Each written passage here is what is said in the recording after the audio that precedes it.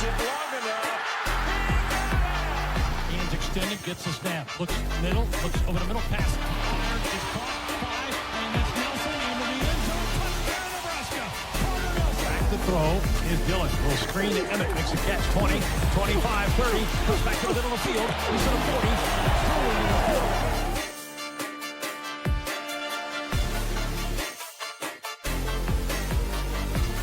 What's up, everybody? Welcome back into the Play the Fight Song college football show, Nebraska fan perspective.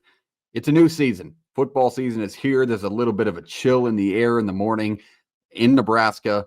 Nothing feels better than this, people. We are back. We are excited. It is game week. Nebraska takes on Cincinnati and Kansas City this week on Thursday night, prime time. Mark Jones on the call. We're going to deep dive the game tonight. We're going to talk a lot of Cincinnati Bearcats, let you know what to expect from their team, their scheme, their units, and really overall as a program. If you've never been a part of the show before and it's your first time ever watching the Play the Fight Song college football show in any way, shape, or form, give us a look. Hit the subscribe button, hit the like button. We're going to cover college football all year long with our weekly previews week to week, as well as our fan perspectives on Iowa, Nebraska, and Iowa State.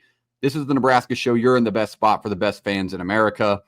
And we have a lot to break down with the Cincinnati Bearcats tonight. But first, I want to talk about a new partner on the show. You know the existing partner if you're a recurring viewer. But our new partner, Full Ride Vintage Gear. Man, these things are awesome. This is a Nebraska-based company. T-shirts galore, awesome designs. Let's take a look at this Kickoff Classic one. Absolute beautiful design with a not Dylan Raiola representative there, but some awesome vintage looking gear. Got this shirt on as well, repping the brand tonight. FullRideVintageGear.com. Use the code PTFS at checkout for 10% off your order and free shipping. So double deals for doubly awesome designs. This is going to be a great year for our show, for Full Ride Vintage Gear, and for our existing partner, No Rivals. But check out their gear today. Use the code. It's a Nebraska-based company. Let's support them. Let's get some new Nebraska gear for this season with high expectations. So shop them today, FullRideVintageGear.com. We appreciate them partnering with us here at Play the Fight Song. All right. If you've never been a part of these previews, let me lay it out for you. We are going to deep dive the Bearcats. We all have our opinions and thoughts. You've taken in all the offseason different content pieces on Nebraska. You kind of know what you expect from the team at this point in the year. I'll share my thoughts kind of through this preview, but we're really going to focus upon their team, their quarterback, their running backs, their wide receiver, who is going to be involved in the offense, what you can expect in this game. Then we'll share a score outcome, and you have a chance to win a free No Rivals cap, our other partner, which I'll advertise later, if you drop the correct score prediction below. So make sure you do that. I appreciate you being here nonetheless. Let's start off by liking the video. Hit that button now, and then we're going to talk Cincinnati, our all-time series record against the Cincinnati Bearcats, 1-0. The last matchup, 1906. Been 119 years since we met up with them on the field. We won that game 41-0. So probably going to be a little bit different in 2025, but nonetheless, let's hope it ends with a Husker W. This team in 2024 went 5-7, 3-6 in the Big 12. And they ended the year losing 5 straight. So they're coming off a stretch where they don't feel great. They missed a bowl game after starting out 5-2. And you really got to feel like Nebraska is in a better spot. However, you also have to factor in that Nebraska wins offseason national titles so often that you probably always feel like Nebraska's in a better spot than whoever they're playing in week 1. But it's a very important game for the Huskers season. And I think the focus needs to be on here. There's been a lot of talks on, Michigan, going into Michigan 3-0. Like, this Cincinnati team has some weapons and some capabilities that they showed early in the season that looked better than Nebraska. We had some slip-ups last year, or a game like we dropped to an Illinois team that was just pesky and nobody knew was going to be as good as they were. Kind of how I feel about Cincinnati. This can be a team that can be better than what their expectations are on paper within the Big 12 conference. However, I do think Nebraska is more talented on paper. So let's go into their head coach to start things off. Their head coach, they're led by Scott Satterfield. It is his 3rd year at their program. That is not to be confused with Marcus Satterfield. No Nebraska PTSD in this involvement. He's 8-16 in his 2 years there, and he's 4-14 in the Big 12. And all 4 of those wins have been against none of the Big 12 teams that existed when we were a part of the conference or even shortly after. But he did lead Appalachian State as the offensive coordinator. It's just a fun note in 2007 when they beat Michigan on the road. So that's just a fun note about Scott Satterfield. I don't think people really know that. I listened to his comments this week on the Nebraska game, and they kind of ask weirder media questions for Cincinnati. It's not as serious as a press conference as Nebraska always is with the media coverage. But they were talking about, what the emphasis has been in practice for this team. And we'll go into this when we talk about this unit. But the special team side of things, he said they've struggled catching the ball. And that's been a focus for them, is controlling the ball and controlling the special teams game, which Cincinnati struggled in last year. It really did kill them in a few of their losses, the special teams game. So that was a point of emphasis for them. But that's also been a point of emphasis for the Huskers. I mean, we struggled making field goals last year consistently in the beginning of the year, and then we had some punt mess ups and a lot of blocked punts, and that resulted in the coordinator change going into Eckler this year, which I expect to be a good step better than what we had under Foley, although we did have some bright spots under Foley as well. The offensive side of the ball, let's start there. This team, very offensive. They have a lot of new pieces on this group. This is kind of the question mark of this team on paper. Is the offense headed into 2025, as they lost a good majority, but really feel like they brought in the guys to even take a step forward to this unit. This unit's led by Brad Glenn, their offensive coordinator. They averaged 420 yards a game last year, which ranked 36 out of 134 teams in college football. They have explosiveness in the run game.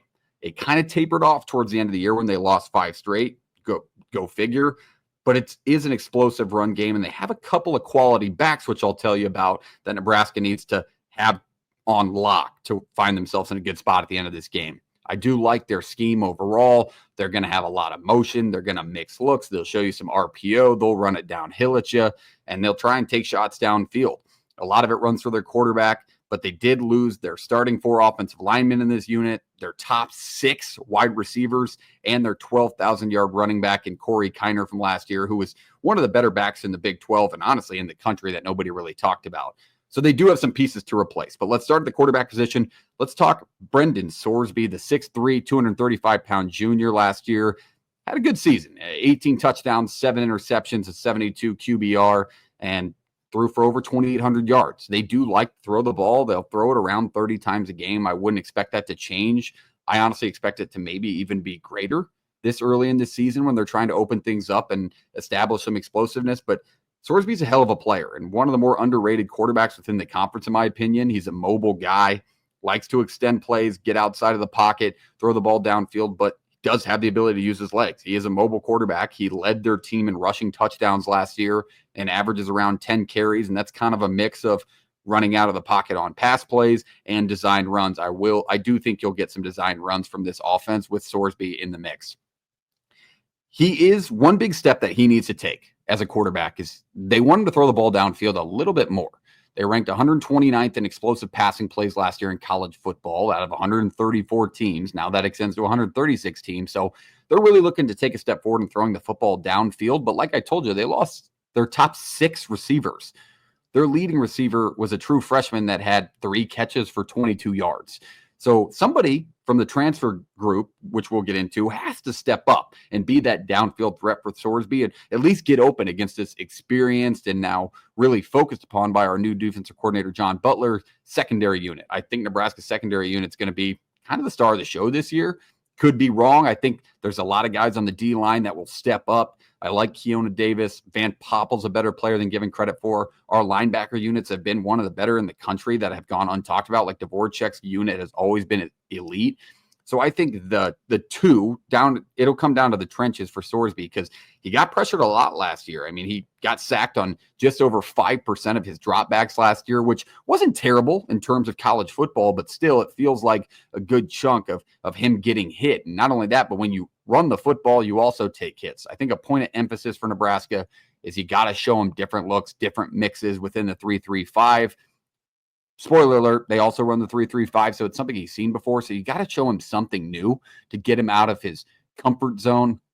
Lay a couple hits on Sorsby on that new Nebraska defensive line, and I think we'll put ourselves in a really good spot. But a hell of a player nonetheless, and he can hurt you down the field if you give him enough time in the pocket. So D-line, very big point of emphasis for Nebraska is getting Sorsby, making some hits on him, getting him out of his comfort zone, and I think it'll put us in a much better spot if we don't do so. On the running back side, Tawi Walker, the Wisconsin transfer, Nebraska actually got to match up with Tawi Walker last year. Obviously, when they came to Lincoln in our 44-27 win over the Badgers to get us bowl eligible. Stands at 5'8", 218. He is a senior this year. Had 10 scores for the Badgers last year, but he kind of split role with Dylan Dupree. He's a good back. He's been to Lincoln. Our defense has seen him before. Our defensive coordinator has seen him before. That was kind of another added benefit I think Nebraska had of hiring in-house. But he averaged, like I said, 4.5 yards a carry. But on the Nebraska side of things, where our run defense was a little bit better than most, I would say, it's safe to say, he had 14 carries for only 55 yards and under his season average with 3.9 yards per carry in that ball game. So I don't think he's going to be like the huge difference maker. He's more of that bowling ball build, as you can see, only standing at 5'8". He's tough. He's a physical runner. He played at Wisconsin, for God's sake. But if Nebraska can limit him, I think we're going to put ourselves in a good spot. I don't think he's going to be the starter per se. I think the next guy I go into will be, but he's definitely a viable option. I think the trenches is the focus, especially on our defensive side of things. Like the trenches, we have to take advantage of their fresh-faced offensive line and not let these backs, both quarterback and running back, hurt us. Like that's got to be the main focus, is getting pressure to the quarterback and limiting the run game. Because Cincinnati wants to run the football. That's why they had a 1,200-yard rusher last year, and Tawi Walker will get a handful of carries on Thursday night. His starter of this unit, to my expectations, will be Evan Pryor. He backed up Kiner last year, 5'9" build. Again, another shorter back, 195. He's a little bit more elusive, in my opinion, for this unit. 418 yards, 6 scores in a backup role, which is pretty good, and he averaged over 7 yards per carry. Pretty good statistics. He kind of has that big play ability. He's a viable option for them in the pass game. He had scored 6 times and had over 7 yards per carry average. I don't want to say like this is the guy that's going to break off a few runs here and there, because he never showed that last year in the run game. It was all through the passing game. I really think you're going to see Pryor as the starter just because he's been a part of this game. He's been with Sorsby. But like I think it'll be an even mix between the two. If you can limit him in the screen game and the RPO looks that Cincinnati wants to show under Satterfield's offense, you'll be okay. Like I don't think this either option in the backfield for them is going to be like the game maker breaker. I think it'll be more a Sorsby thing, if anything, with his ability to run the football. This is where things get interesting on the outside, because I talked about they lost their leading 6 top receivers, but they did retain one big piece, and that's Joe Royer at the tight end position. He's pictured on the right here, a massive body, projected first-round NFL draft pick. I mean, he had a hell of a 2024. He came in from Ohio State, made a huge impact for the Bearcats last year, and I think he's going to be the leading target this year for this team overall if he can stay upright and healthy. He had 50 catches last year at the tight end position, took over Travis Kelce on the all-time list in Cincinnati. Everybody knows that name, and I'm sure you're going to hear it 1,000 times on Thursday night because he'll be in attendance. It'll feel like a Taylor Swift camera pan all night long with Travis Kelce and Patrick Mahomes in appearance. He'll be targeted a lot. I think it's important for our jack positions, our linebackers, to cover him. I think we want to avoid our focus here. We'll be avoiding the mismatches, because a lot of the time last year we had Hartzog covering the slot. If they put out him in the slot, this guy's 6'5", 250. We don't want Malcolm Hartzog, who's, no offense, Malcolm, 5'7", 5'8", at best, $190. We don't want him covering Royer, because that's when Cincinnati will just dump it off to him and let him make plays, and he's a guy that can break tackles. So a huge target for them. Just an interesting to note, I pictured him here too. Another Ohio State transfer comes in for this team this year, Patrick Gerd, another big body. He'll replace Royer when he's not on the field, but I expect Royer to be on the field 95% of the time when the offense is out there. But another Ohio State guy coming in with Royer, going to be an option, could be a good blocker in multiple tight end sets. So another name to note as the weapons talk for Cincinnati.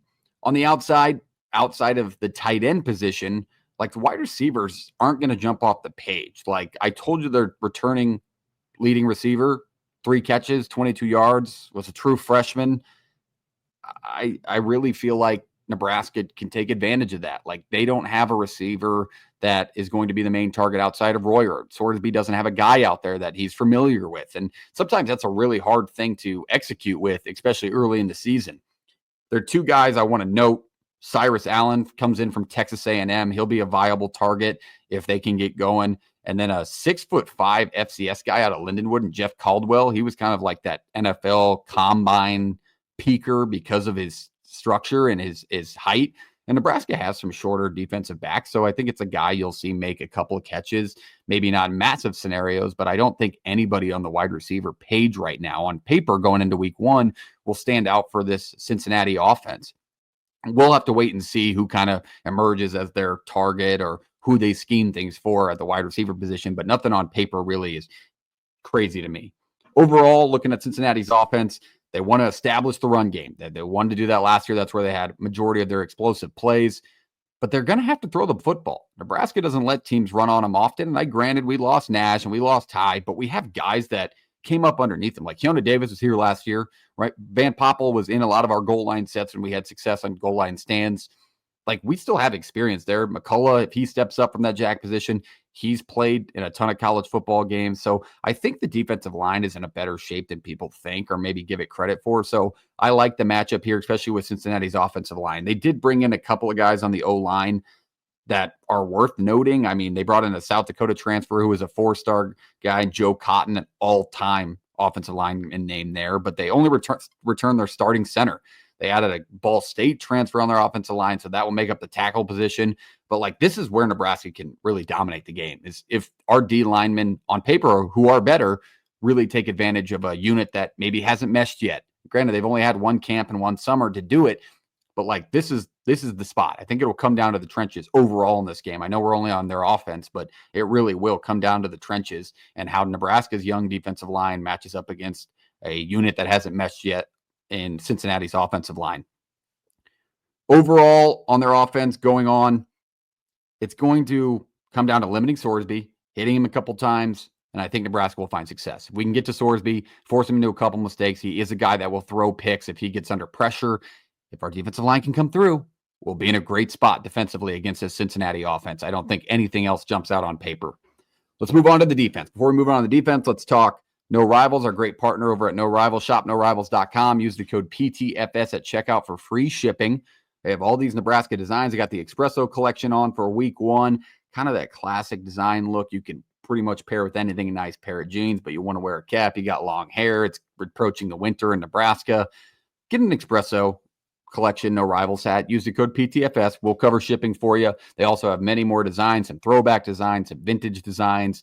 They have a classic vintage collection that says Nebraska Cornhuskers. They got new designs dropping for the season. So check out No Rivals hats. You have a chance to win one for free, like I mentioned. If you drop the score prediction and you hit it on the nose, I'm sending you one on me. You only get one prediction. If somebody else already had taken your score, pick a different one because there's only going to be one winner. But drop your score prediction below. If you hit it on the nose, I'll send you a free No Rivals cap on me. Shout out to our great partner over at No Rivals.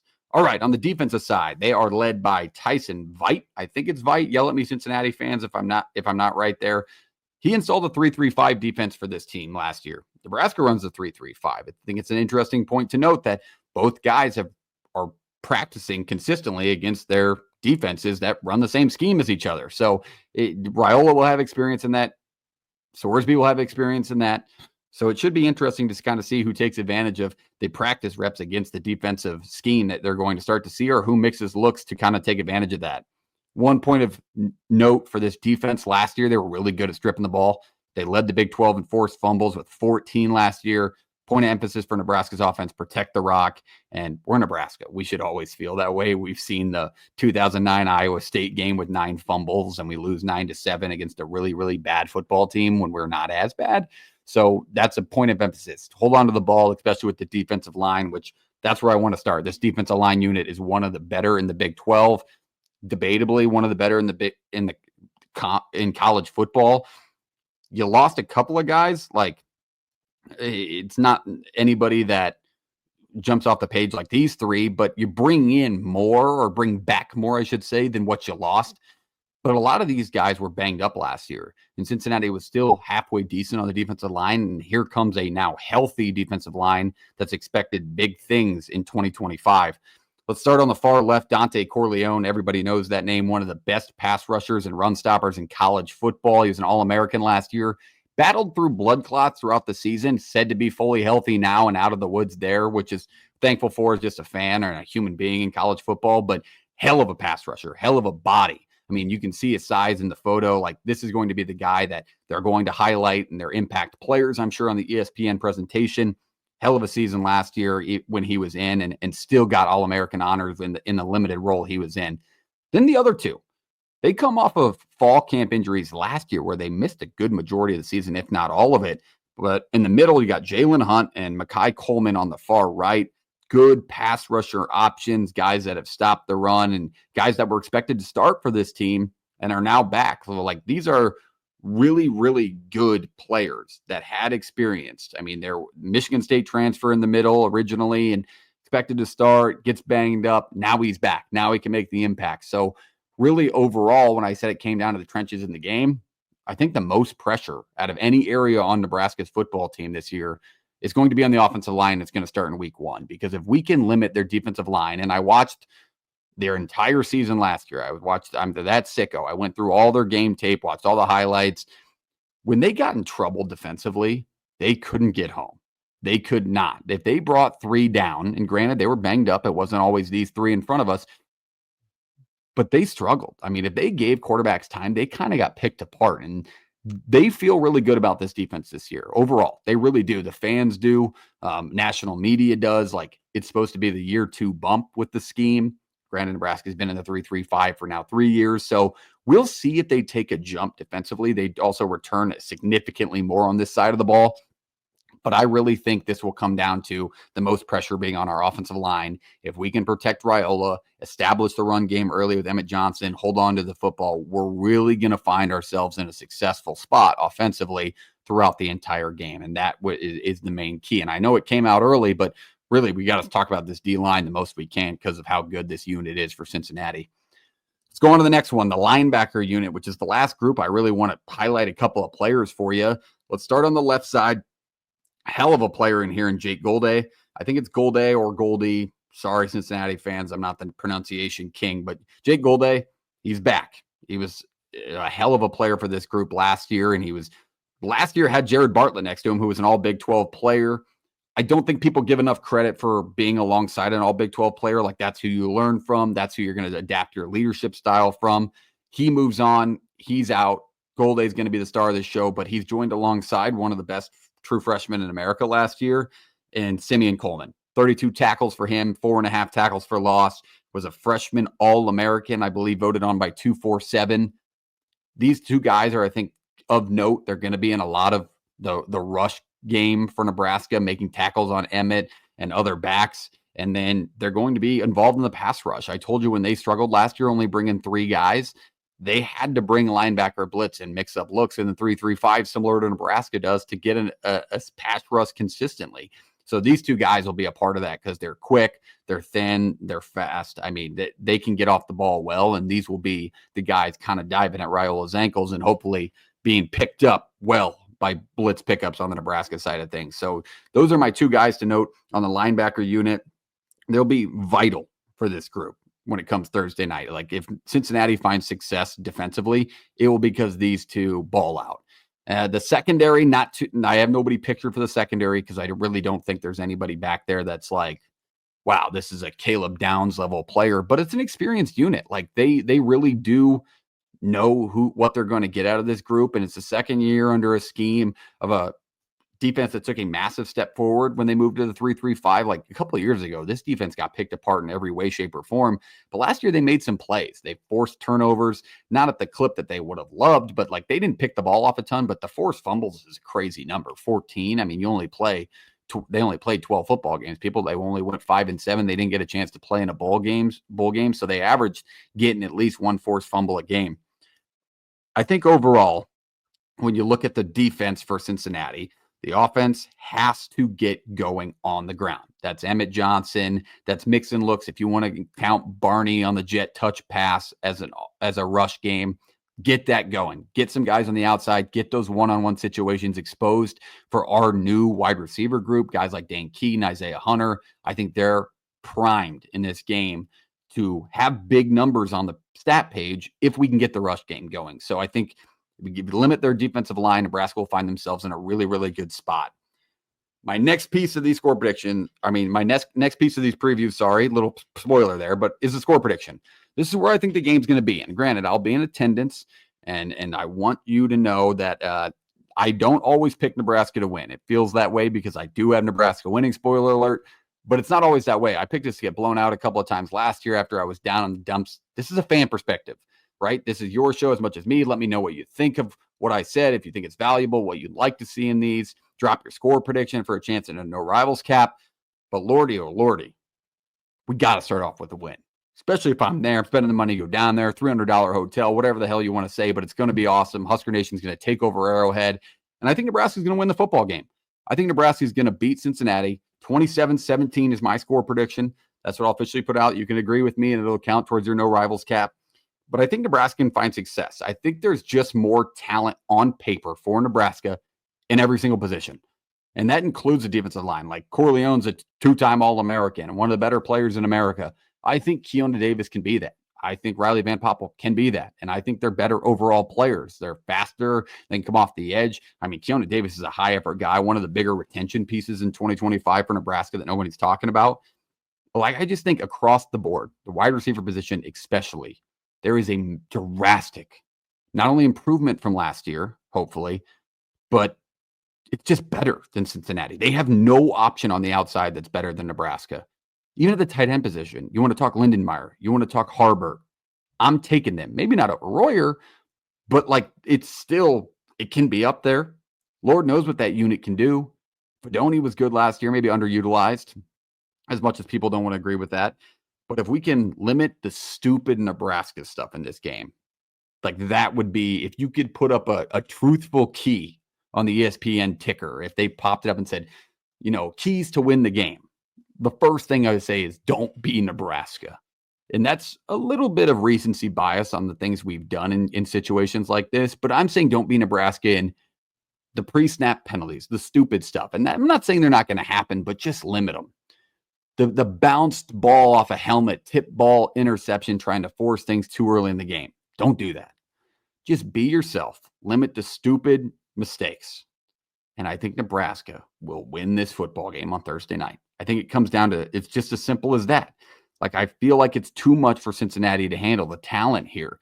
And it could be a little Kool-Aid running through my veins, and that's perfectly fine. Let me know in the comments if you disagree. If you're a Cincinnati fan, let me know what you thought of my breakdown of the team. Let me know if you think I'm wrong, why I'm wrong. I try and do my best to research and give my honest opinion on each position group, but I think Nebraska is just better overall, and they'll take this game in Arrowhead, which unfortunately became a Nebraska home game. Unfortunately, not unfortunately. But it's a great situation for Nebraska to get off to a 1-0 start in the national spotlight. Mark Jones on the call, 8 p.m. on Thursday night.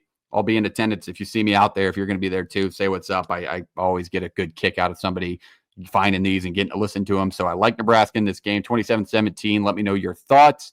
Give one more shout out to our great new partner over at Full Ride Vintage Gear. Check them out at fullridevintagegear.com. You can request a design. You can pick up one of these new ones. You can pick up your Kansas City Kickoff Classic t-shirt for the game this week. And plus, if you agree with me and you think we're going to win, order it now. Maybe it comes in a day after. I'm not saying that. It'll probably ship way faster. They're an awesome company, so you'll probably have it in time for the game. But if you do get it after the game, who cares? We'll win. And then you can support this after the game and then be like, yeah, this was that Nebraska win. I mean, I got it afterward, but I trusted our team so much that it all worked out. So we appreciate you being here. We'll see you next week where we will break down Akron. But week 1 of college football is loaded. Take it in. Enjoy it. Join us for the full college football preview of the week 1 slate on Wednesday night this week. And we'll see you next time. We love you. We appreciate you. Go Big Red.